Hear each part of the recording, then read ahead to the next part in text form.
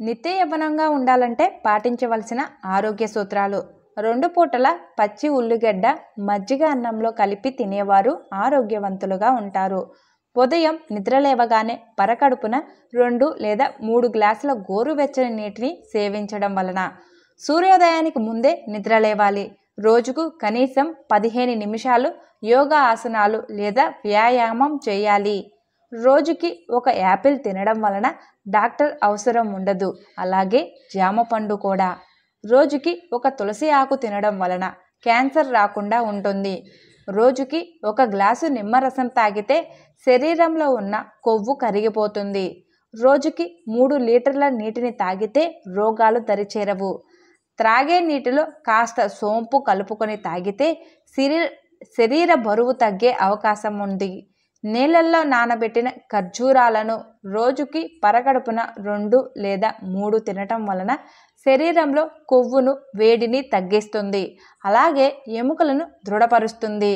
నాడీ వ్యవస్థను బలోపేతం చేస్తుంది.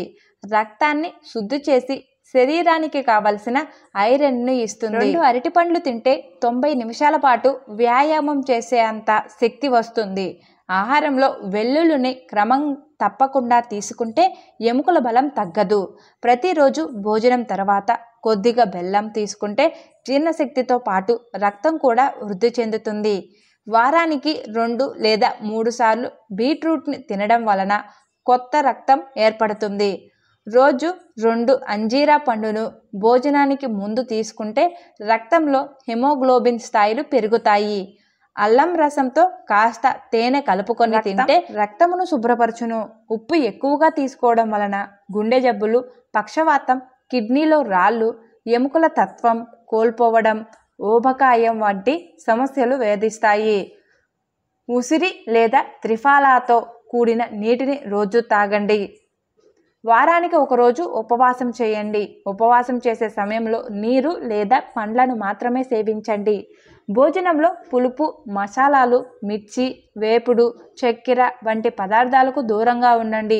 భోజనం చేసే సమయంలో మౌనంగా ఉండాలి. తీసుకునే ఆహారంలో పండ్లు, కూరగాయలు, మొలకెత్తిన గింజలు వంటివి ఉండేలా చూసుకోవాలి. రోజుకు 2 పూటల ఉదయం మరియు రాత్రి పళ్ళు తోముకోవాలి. రాత్రి ఎక్కువసేపు మేలుకోవద్దు. దీని వలన ఆరోగ్య సమస్యలు వస్తాయి. మానసిక ఒత్తిడికి దూరంగా ఉండండి.